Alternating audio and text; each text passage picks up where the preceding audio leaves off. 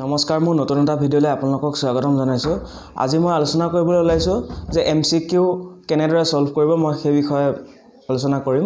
MCQ আজিকালি বেছিভাগ competitive এক্সামতে কি হয় এমসিকিউ আহে বা আমি এমসিকিউ সলভ কৰিব লগা হয় আৰু কেতিয়াবা কিছুমান পৰীক্ষাত নেগেটিভ মাৰ্কসও থাকে।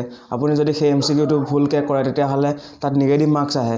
গতিকে এমসিকিউ কেনেদৰে সলভ কৰিব লাগে মই সমুকে তিনিটা টিপছ দিব বিচাৰিছো। প্ৰথম টিপছটো হৈছে এমসিকিউ সলভ কৰিলে কেতিয়াও জলদিবাজি সলভ কৰিব নালাগে। আপুনি ধীৰে সুস্থিৰে সেই কোৱেশ্চনটো ভালকে পঢ়িব লাগে। এবাৰ নহয় দুবাৰকে পঢ়িব লাগে। কেতিয়াবা কি থাকে কিছুমান কোৱেশ্চন এনেকুৱা থাকে which of the following are not happened, কিন্তু আপুনি যদি জলদিবাজি পঢ়ে তেতিয়া হলে নটটো দেখাই নাপাব লাগিলে বা কেতিয়াবা কিছুমান মানে তেনেকুৱা যিটো নঘটে বুলি থাকিব হেতু আপুনি ঘটে বুলি দেখিব বা গতিকে তেনেকুৱা যদি জলদিবাজি কোৱেশ্চনটো পঢ়ে তেতিয়া হলে সেই সৰু কিছুমান যিবিলাক নৰ্থক শব্দ বা এইবিলাকত দেখা নাপাব। গতিকে সেই কাৰণে কোৱেশ্চনটো এবাৰ নহয় দুবাৰ পঢ়িব লাগে, লগতে অপচনখিনিৰ সৈতে দুবাৰ পঢ়িব লাগে। তেতিয়া আপুনি কি কৰিব পাৰে, তেতিয়া সেই এমসিকিউটো ভুল হোৱাৰ সম্ভাৱনা নাথাকে।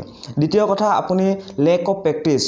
আপোনাৰ নলেজ আছে কিন্তু আপুনি যদি এমসিকিউ কোনোদিন প্ৰেক্টিসই কৰা নাই ভালকে, যদি ভালকে পৰীক্ষাত যেনেকুৱা ধৰণৰ আহিব বা পৰীক্ষা প্যাটাৰ্ণ অনুসাৰে যদি প্ৰেক্টিস কৰা নাই তেতিয়াও আপোনাৰ এমসিকিউ কৰিব নোৱাৰিব পাৰে বা অন্যথা আপোনাৰ নেগেটিভ মাৰ্কস লাগিব পাৰে সেই এমসিকিউ সেই পৰীক্ষাটোত এমসিকিউ কৰোতে।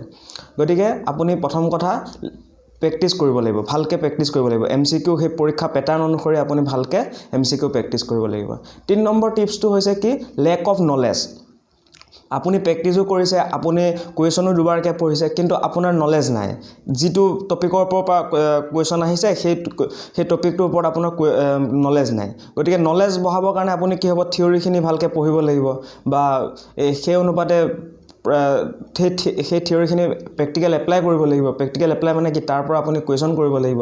তেতিয়া হলে আপোনাৰ কি হ'ব এমসিকিউ কৰোঁতে কেতিয়াও ভুল নহয় বা নেগেটিভ মাৰ্ক আপোনাৰ নালাগে। যদি ভিডিঅ'টো ভাল পালে তেনেহলে লাইক কৰক, শ্বেয়াৰ কৰক আৰু চেনেলটো সাবস্ক্ৰাইব কৰিবলৈ নাপাহৰিব। ধন্যবাদ।